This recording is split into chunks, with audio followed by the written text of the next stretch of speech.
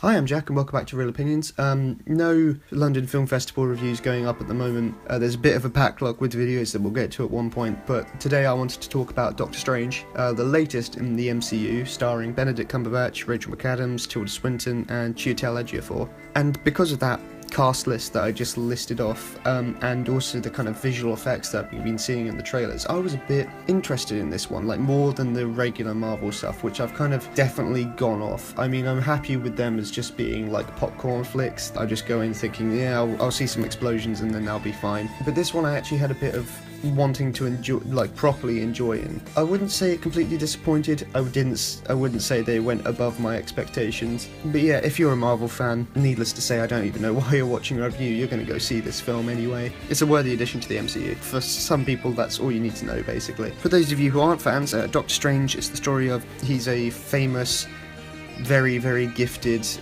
neurologist, and obviously as he's a gifted neurologist, he's very rich, he's quite powerful, he's kind of smarmy, egotistical. They kind of set him up as a genius as well. Like, I think he has photographic memory. Essentially, like, imagine a medical Tony Stark. So that's his character, and on a way to a kind of big fancy event one day, he gets in a car crash which results in him getting extremely severe nerve damage all across his body, waking up in the hospital and basically realizing that he has almost completely lost the use of his hands, which are pretty essential for being a neurologist, for the delicate work that he needs. And so essentially his life is over, his life's work is over, and he hits a rock bottom looking for ridiculous cure after ridiculous cure, and he hits a rock bottom looking for ridiculous cure after ridiculous cure, because as such a gifted physician and all of that, he can't believe that there isn't a way to fix what he has. And that eventually leads him to finding a kind of spiritual outlook, which leads him to a covenant where he learns mystical powers, led by Tilda Swinton and with a kind of right-hand man, Chiwetel Ejiofor. This, like the whole segment that I've described to you of the film, the spoiler-free segment, I really quite liked, actually.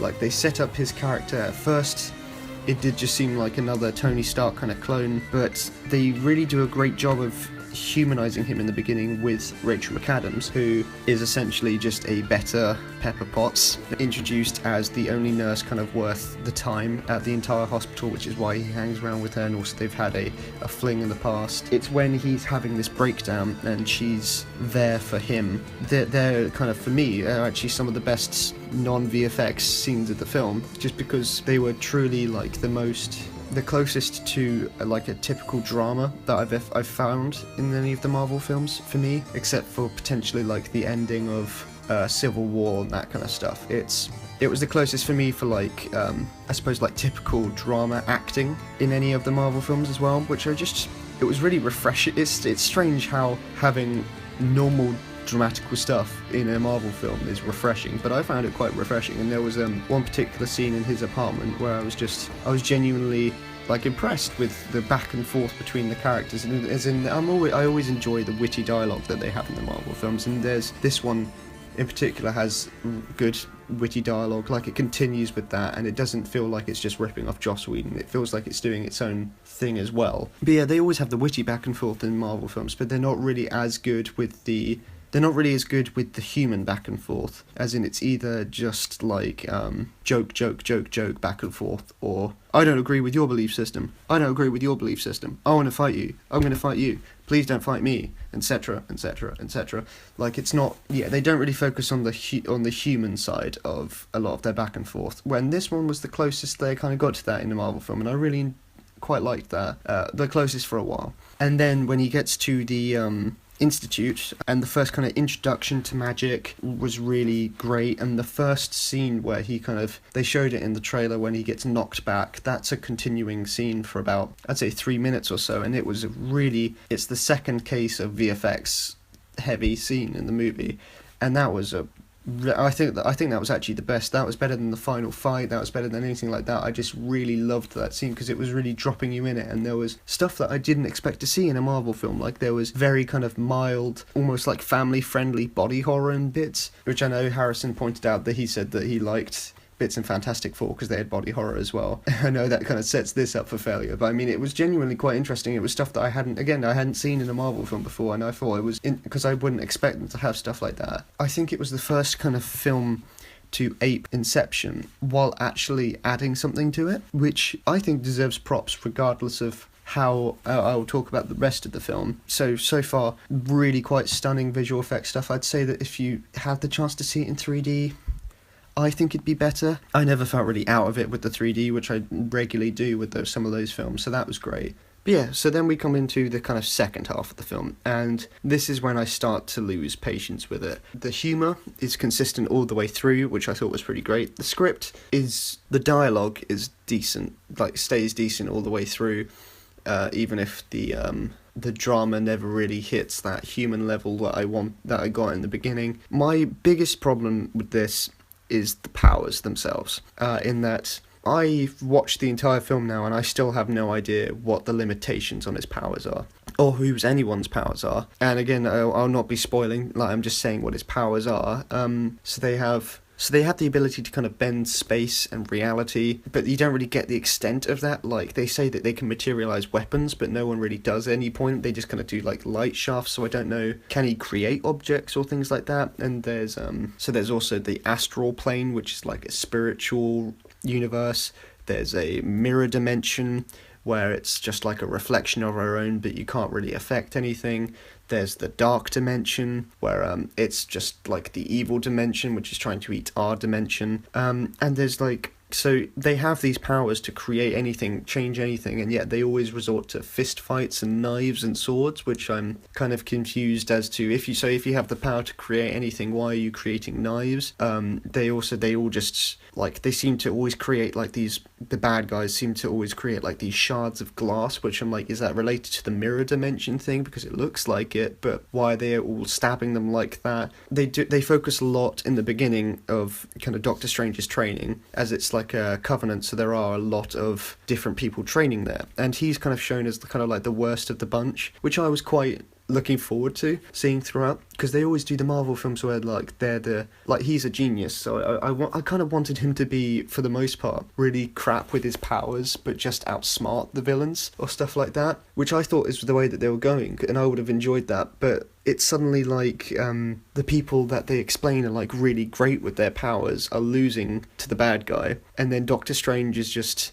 this complete novice that is doing better than everyone else and just surviving just by punching at the right times and doing this and doing that. And it's just I don't know, it was very inconsistent with the powers. If you don't have the limitations of powers established, I'm not going to know what the character can and can't do, and that doesn't raise stakes for me personally. Like, it's a bit like, I suppose the first comparison that jumps into my head is Doctor Who. Doctor Who can do literally anything, so you know that he's always going to save the world, he's always going to come back to life, he can do literally anything. You're not going to worry about someone that's in trouble because he can turn on the sonic screwdriver and say, I'm going to flip-flap this whatchamacallit, and suddenly everything will be okay. I can reverse the time continuum, etc., etc. With the Doctor Strange powers, I had no idea to what extent any of the people had their powers with. That wasn't strictly true for every aspect of it. Like they established some aspects of it like pretty simply, and that was enough to understand. Like, he has a ring where that's a sort of dimensional portal opener, and so if you don't have the ring you can't escape dimensions. Then that's a setup. There's another setup which I won't explain, which comes into the kind of finale of the film, which was also very simple to understand, and they played that really well. And that aspect of it, again, I can't really speak on it, but it was like the closest, it was the most I've seen developed on the Inception idea, as I said earlier, that I've seen in any other film. And it was really like, it was the closest for an action scene in the film where I was like, oh, this is like genuinely picked up on it. Again, yeah, and with the action sequences, so they have these incredible powers that you think are going to be like playing into it in creative ways, and it's such a creative looking in the VFX way that you think they're going to make inventive fight sequences as well, but they're really not. They're just really standard fight sequences. Like, it's just general punching and stabbing and running away, and that kind of takes it away from me a bit, because I'm seeing all these really bland fights happening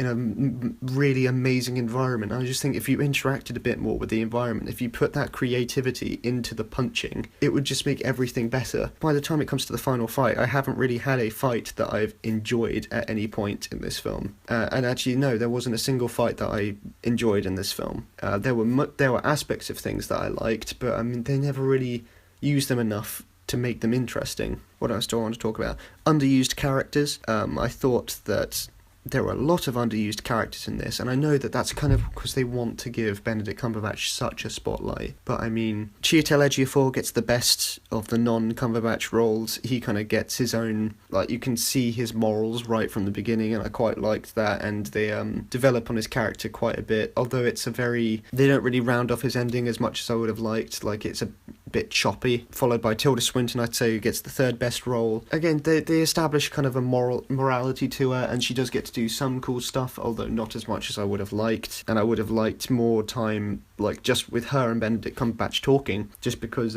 they were some of the more interesting facts when they had a very good back and forth for him being egotistical, her being actually above him, but him thinking that he's on equal footing. And I think they did that power dynamic quite well, and it was quite funny. And I would have just liked more discussions between them, to be honest, about something or other. Followed by Rachel McAdams, who I'd say was really just underused in this film. I mean, besides the one scene in the apartment that I think I mentioned before, she really just spends the entire time in the hospital fixing people and then disappearing, and then fixing people and then disappearing. And I felt like, I don't typically comment on these kind of things, but I felt like it was just a really weak character for her, in that he shows up, he asks her for help, she helps him, he buggers off. I wanted her to do something that she wanted to do at some point. She was literally just along for the ride. Like, she cares for him, he buggers off, she helps him, he buggers off. And then she doesn't even get a conclusion at the end. I mean, there's a mini conclusion just before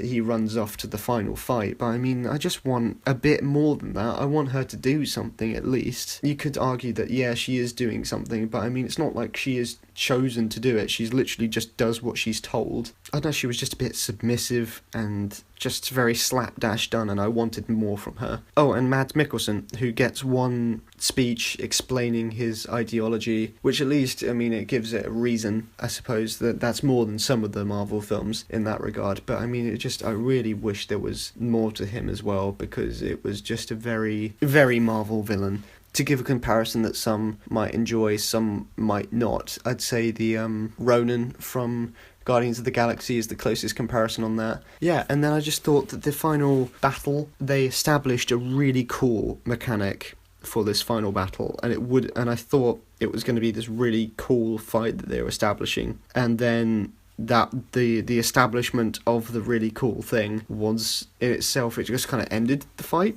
It's very hard to explain without spoiling it. It was, I felt like the final fight wouldn't have been lackluster if it wasn't for the fact that it introduced this really interesting thing and then it didn't do anything with it. So, final point that I wanted to point out as well, I just remembered. So the visual effects, look, have this really great style to them, like this, like it's all kaleidoscopic. I mean, they do a play on the famous painting Relativity by M.C. Escher.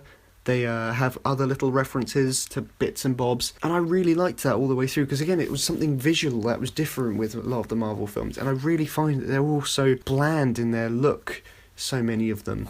But then when it comes to the cinematography is bland. In the general talking scenes, it's so boring and typical, and wasn't anything interesting at all. And it was such a like dichotomy between the two aspects of the film. And I'd say that while it definitely it made the duller bits more bearable, I suppose is the way to put it. I just find it another thing that was disappointing, because I'm like, how can you be so creative with this one bit of it and yet so not with the rest of it? And I think that's probably, I mean, you could criticise the director on that, you could criticise the cinematographer. I feel like it's probably just a case of having to stick to the Marvel rule book that I believe they are enforcing across all their films for a very standard look. But yeah, I was just kind of hoping for something a bit different. Overall, despite my kind of negative points towards the end. All the stuff that I enjoyed throughout. Like I said, the comedy was pretty good all the way through. I liked his character, even though he kind of just turned into very typical hero halfway through. I liked a lot of the side characters, and I thought that they didn't get enough time. It's not that I didn't like any of them, it's just that I thought that they could have been developed more. Yeah, and I'd say 6 out of 10 for this one. If you see my reviews before, you know me, I'm harsher on films like this. 6 out of 10 will be, I don't know, it's I think every Marvel fan's going to enjoy it. A lot of regular film goers will enjoy it. I don't think as many people will love it as the most popular films in the Marvel universe, but I mean, it's definitely setting up for more.